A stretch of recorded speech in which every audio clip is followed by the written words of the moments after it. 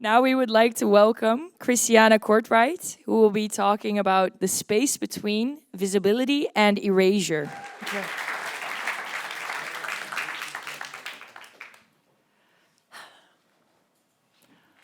One evening, my mom came home from work crying.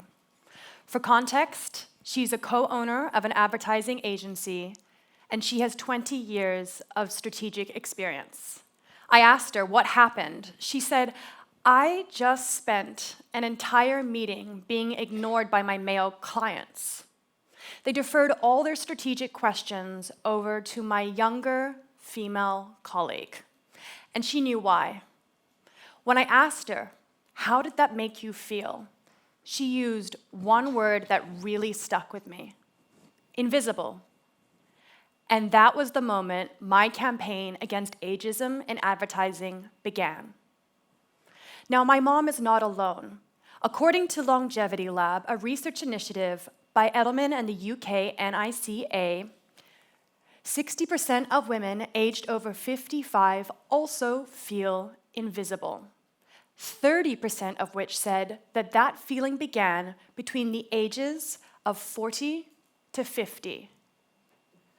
Now, as women disappear from advertising, they lose their nuance, and brands reduce them to stereotypes. And one of the most common stereotypes in advertising makes midlife women the butt of the joke.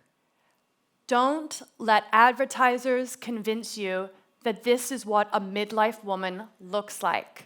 Let's be honest, she looks more like Mrs. Doubtfire than any woman I know in her 50s and 60s.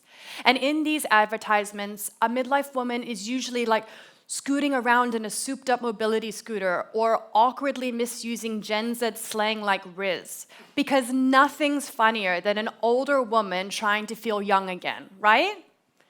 You know who's not laughing? Women over 50. No wonder 62% of midlife women feel advertising targeted at them rarely shows someone they can relate to. But worse than that, 54% of midlife women thinks that advertising targets their insecurities.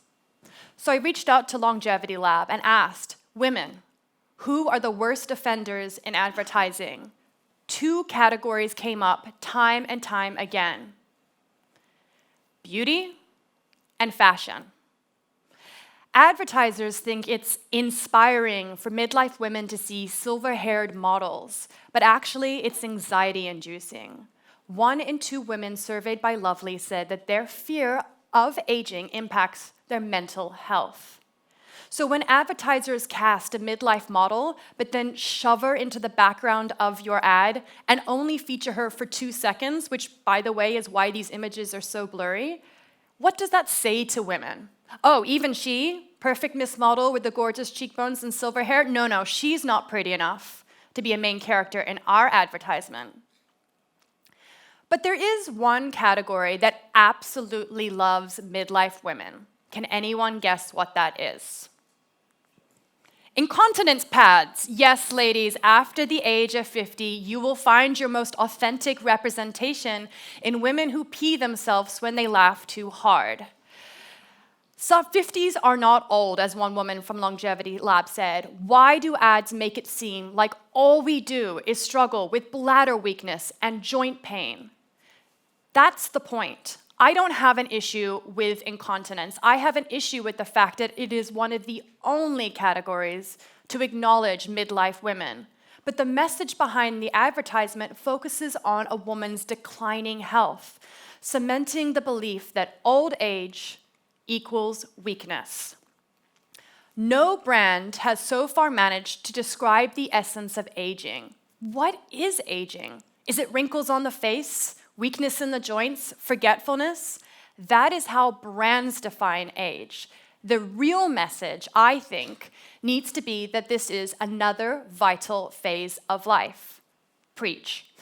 Why is it that it is 2025 and advertisers still cannot portray midlife authentically? I think it is inexcusable, considering the fact that any advertiser could go onto social media and discover a thriving and growing over 50 female content creator community.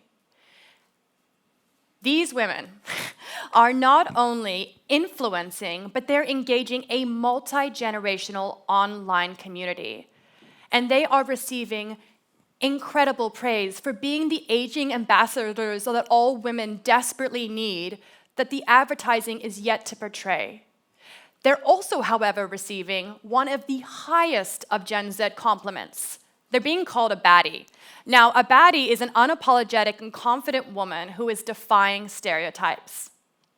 This also proves, though, the importance of advertisers showing real over 50 women in advertisements, because it teaches you something very important. The woman that you thought existed, you know, Mrs. Doubtfire with the orthopedic shoes, she's not real.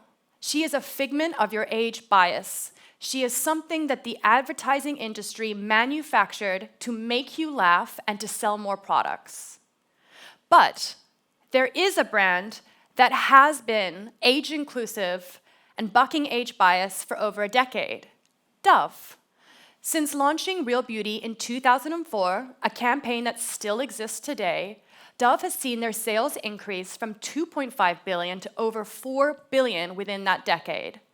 This financial data matters because we know compassionate pleas to please be age inclusive to our stakeholders isn't going to get them to change their mind. But you know what will get them to change their mind? Profits.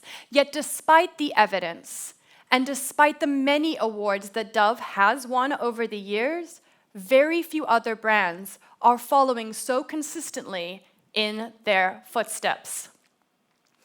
If advertisers and their agencies excluded or clumsily stereotyped any other group the way they do older people, the community backlash would break the internet. Jane Caro. Now, when we talk about clumsy stereotypes, no one gets hit harder than older women. This is where ageism and sexism collide. As men get old, they're still considered sexy. That's why they get nicknames like Zaddy and Silver Fox. But when women age, we get nicknames no one wants. Crone, spinster, old maid, hag, and the kind of advertisements an older male gets to be in. Think about 57-year-old Daniel Craig prancing around Paris for a luxury perfume ad. The kind of advertisements a woman over 50 who's a celebrity, what does she get to feature in? Diet food, probiotic yogurt, retinol and anti-wrinkle cream. This is why older women feature in only 5% of ads, but older men feature in 5 times more. To be honest, I had never really thought about the double disadvantage of being both female and soon to be midlife, until my mom came home crying that night from work. It was then that it dawned on me that I was looking at my professional future as a fellow woman in advertising. I was going to become the invisible woman. And worse, I was running out of time to change the industry because I only have 8 more years before I'm gone. Now, where am I going? Well, in 8 years, I am celebrating my 45th birthday. And between the ages of 45 and 54, 70% of ad professionals leave the industry. That age group is also 3 times more likely to be forced out by redundancy than to leave to go client-side or due to burnout. However, before I could stand on a stage like this and talk with any authenticity, I had to face an uncomfortable truth. My own age bias.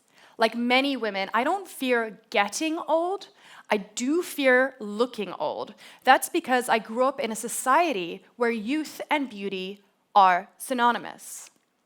According to the United Nations, though, I'm not alone. 1 in every 2 people globally hold moderate to high ageist attitudes.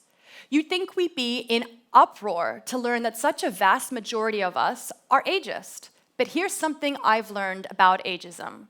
It is rarely loud, bold, or direct. It is so much more often subtle, subliminal. It's a backwards compliment or a poor casting choice.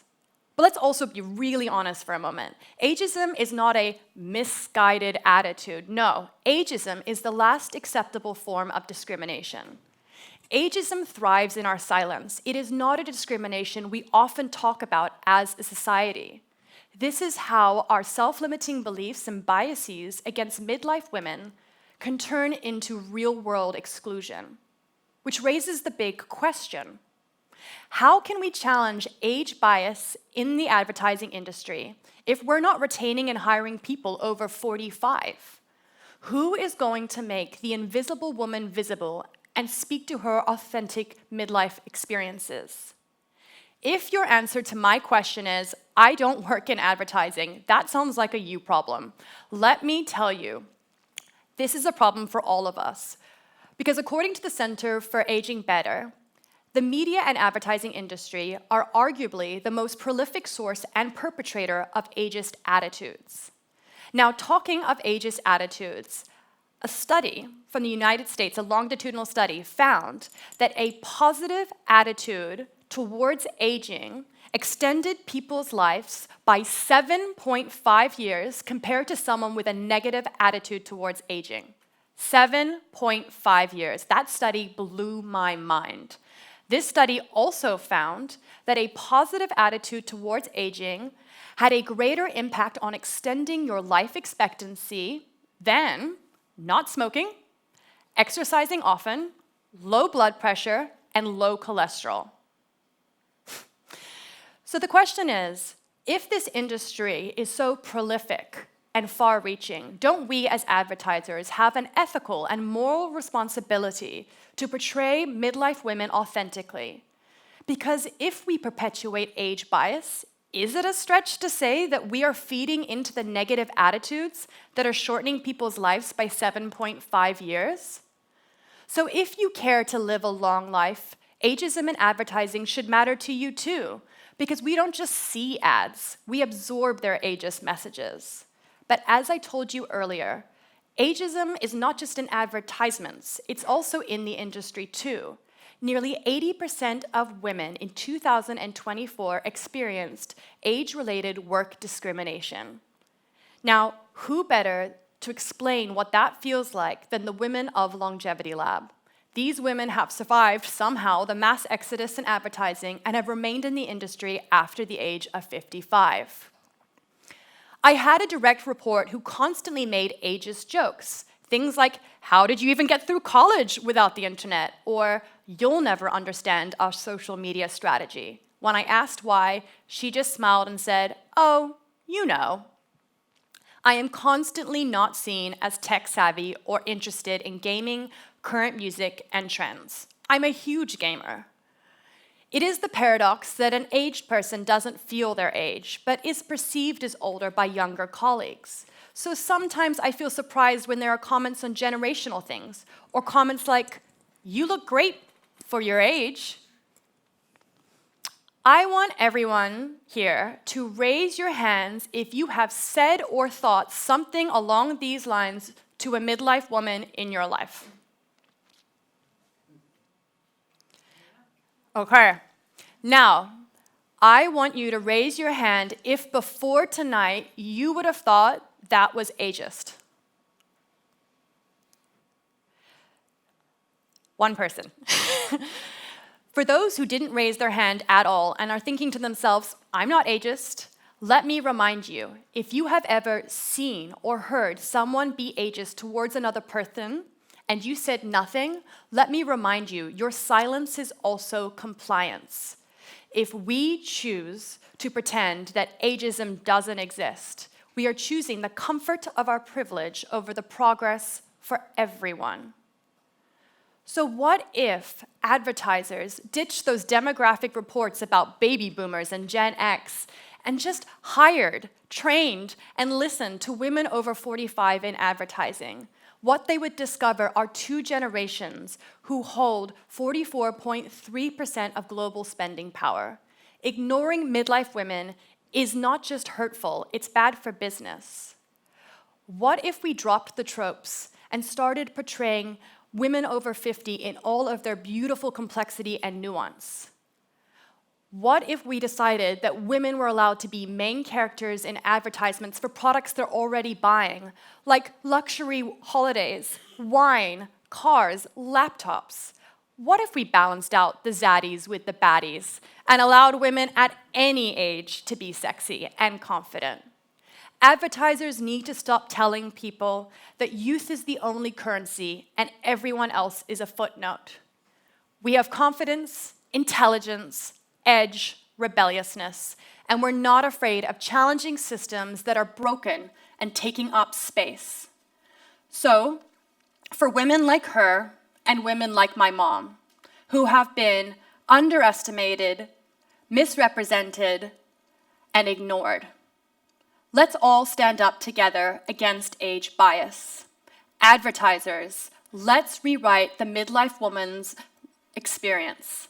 And together, let's make sure that the next generation of women never feel like my mom did, invisible.